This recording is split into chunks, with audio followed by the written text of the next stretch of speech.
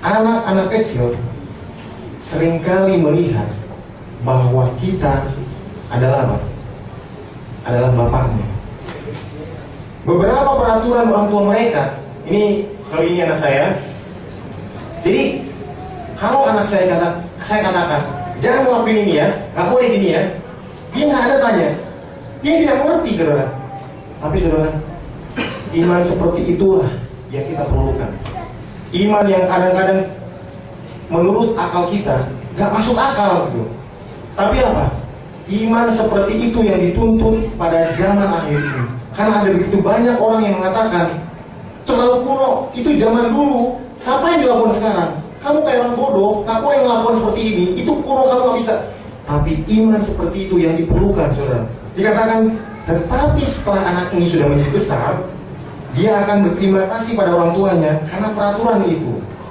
Kita adalah anak-anak kecil dalam hubungan dengan Tuhan, sebab pikiran-pikiran dan tindakannya jauh di atas kita, sama seperti tingginya langit dan bumi. Kelahiran baru adalah kunci daripada apa? Mengetahui iman tersebut. Alkitab mengatakan bahwa jika aku betul-betul lahir kembali, mengalahkan dunia seakan jadi masalah. Karena orang yang bertobat akan punya iman dan keyakinan untuk mengikuti Yesus dengan segala dalam hal sukacita dan segala hal.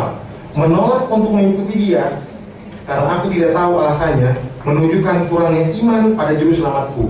Jadi pada saat kita tidak melakukan apa yang dikatakan Alkitab, itu menandakan apa?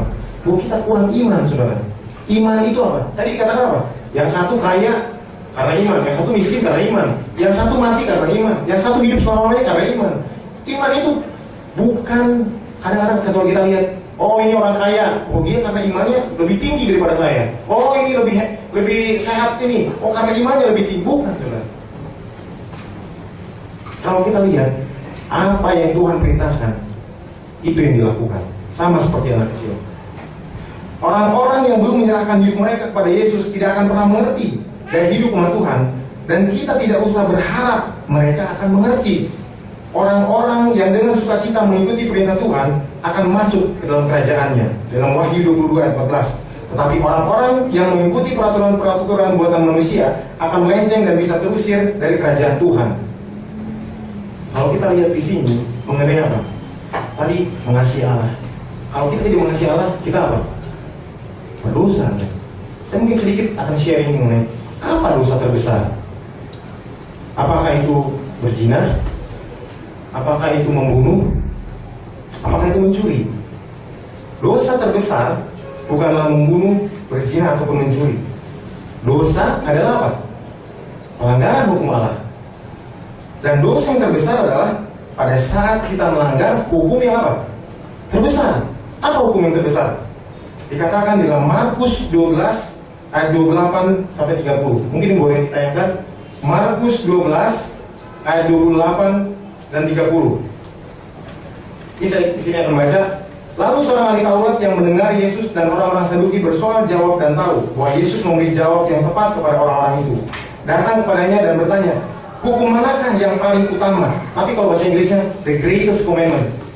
Jawab Yesus, hukum yang terbesar atau terutama ialah, dengarlah hai orang Israel, Tuhan Allah kita, Tuhan itu Esa. Kasihilah Tuhan Allahmu dengan segenap hatimu, dan dengan segenap jiwamu, dan dengan segenap akal budimu, dan dengan segenap kekuatanmu.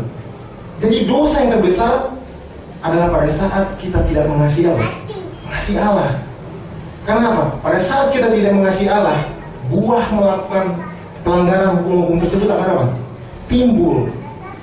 Jadi apa? Dikatakan bahwa dosa bukanlah mengenai apakah kita tidak selamat atau selamat. Kadang-kadang kita apa berpikir, kalau saya tidak melakukan ini, nanti saya tidak selamat. Kalau saya tidak melakukan ini, nanti saya tidak selamat. Dosa bukan hanya mengenai selamat atau tidak selamat. Kalau kita masih memikirkan dosa itu mengenai selamat atau tidak selamat, kita masih apa? Selfish. Kita masih memikirkan diri kita sendiri. Tetapi dosa itu jauh lebih besar lagi. Dosa bukanlah mengenai apakah kita selamat atau tidak. Dan jika kita masih memiliki pemikiran seperti itu, berarti kita masih belum menjadi orang yang diselamatkan. Karena dosa adalah mengenai bagaimana reputasi Allah. Bagaimana saudara menjaga reputasi Allah. Saat ini pertentangan besar sedang dijalankan. Setan selalu menuduh, Tuhan, ini umatmu Tuhan, lihat Tuhan. Sudah aku bilang Tuhan, mereka tidak mengasihimu Tuhan. Tuhan, ini umatmu Tuhan, umatmu ini lihat, melakukan hal-hal yang jahat setiap hari Tuhan. Mengapa dosa umat Tuhan sangat penting? Karena apa? Disitulah Tuhan dihakimi. Dalam arti apa? Tuhan dituduh. Tuhan ini lihat nih Tuhan, umatmu mana buktinya? Gak ada Tuhan. Mana mereka tidak mengasihimu? Kalau kita lihat, ada bukti. Apakah ada bukti orang yang menjaga reputasi Tuhan?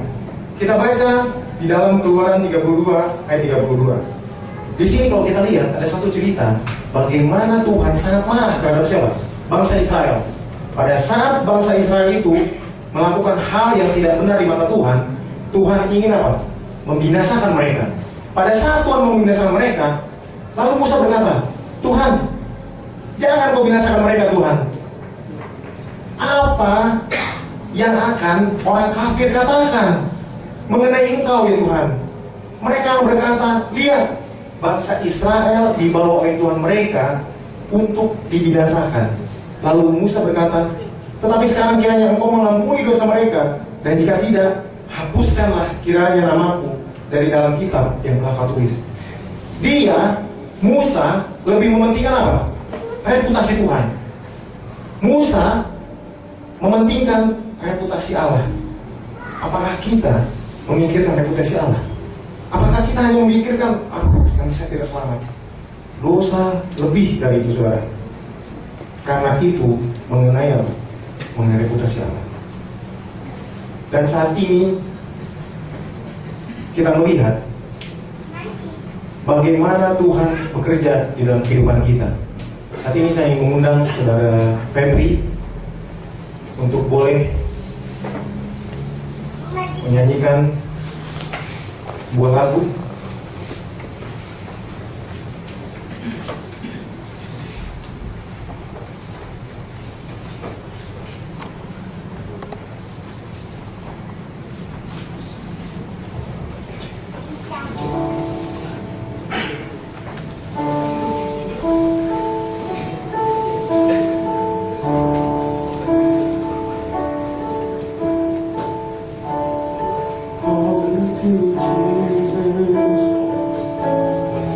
I surrender.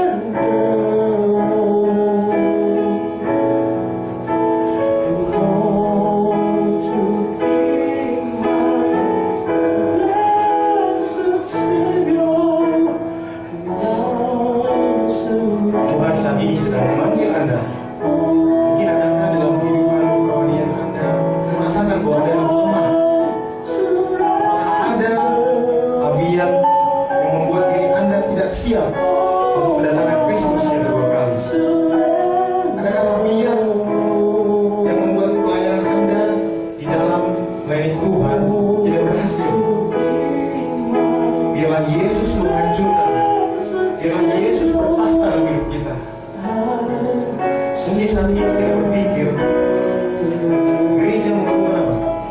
Memerlukan perubahan. Kita melihat bahwa gereja perlu dirubah. Tetapi setelah kita pelajari, hati kita yang perlu dirubah. Saat ini saya mengundang kita, biar kita boleh menyerahkan segala kehidupan kita kepada Tuhan. Saya yakin dan percaya, anak-anak muda di sini juga semua dari gereja Menteng, saya yakin dan percaya kita mau menyerahkan hidup kita pada Tuhan. Serahkan hidupmu kepada Tuhan dan percayalah kepadanya, dan Dia akan bertindak. Mungkin ada orang yang sudah merasakan tawar hati karena Yesus tidak pernah datang. Karena Yesus tidak pernah datang, apakah Dia mengasihi kita? Tapi saya ingin sedikit mainkan di dalam Kejadian 29, bagaimana Yakub, saya katakan, jadi bekerjalah Yakub 7 tahun lamanya untuk mendapat Rahel.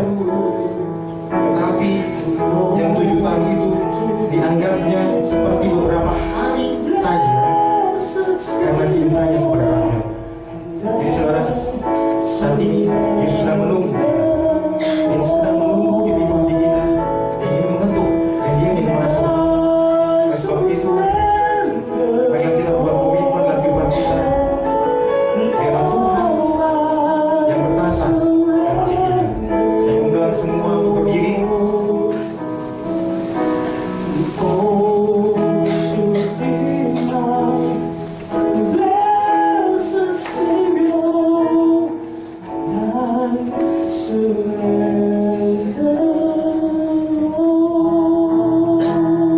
Berdoa. Bapa Surgawi yang penuh kasih dan penuh rahmat, terima kasih ya Tuhan, Kau adalah Allah yang baik ya Tuhan. Engkau mati bagi kami Tuhan, tapi Tuhan, Kau telah menciptakan kami ya Bapa. Bapa, kami dengan debu Tuhan, kami tidak layak Tuhan. Tuhan tolong kami Bapa. Terkadang dalam kehidupan kami sombong ya Tuhan. Kami selalu merasakan bahwa hidup kami lebih berarti dibanding orang lain Bapa. Kami selalu menganggap bahwa orang lain tidak berarti Tuhan.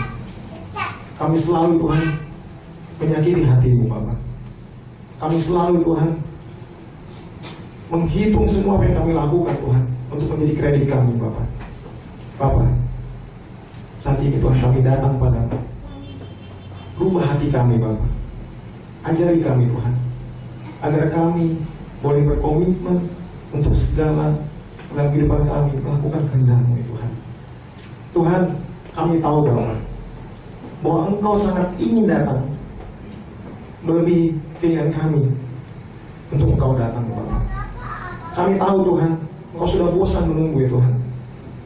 Ajari kami Tuhan, agar kami boleh bekerja untuk-Mu ya Tuhan. Kami tahu Bapa, bukan harta kami yang Kau inginkan Bapa, bukan mobil kami yang Kau inginkan Bapa, bukan uang kami yang Kau inginkan Bapa, tapi Engkau ingin hati kami Tuhan. Tuhan ajari kami Tuhan pada malam hari ini, agar kami boleh menyerahkan hati kami kepada-Mu Bapa. Engkau tahu Tuhan, kami adalah manusia yang berdosa, kami manusia yang lemah Tuhan. Tetapi Tuhan, jika kami menyerahkan hidup kami pada-Mu Bapa, Engkau akan bertindak dan keberhasilan pada kami Bapa. Dan kedatangan-Mu yang kedua kali akan segera Bapa. Terima kasih Tuhan. Kami berdoa dalam nama Yesus terus hidup kami. Amin.